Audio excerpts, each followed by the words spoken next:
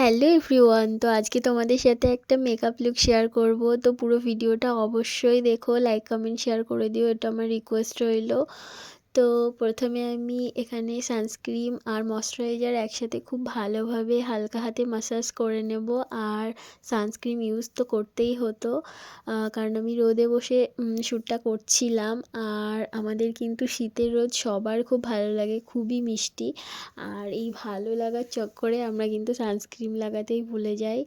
গরমের থেকে না শীতকালে আমাদের সানস্ক্রিন ইউজ করাটা খুব বেশি জরুরি, কারণ আমরা শীতকালে খুব বেশি মানে রোদের ওপরে বসে থাকি, সেটা বোঝা যায় না।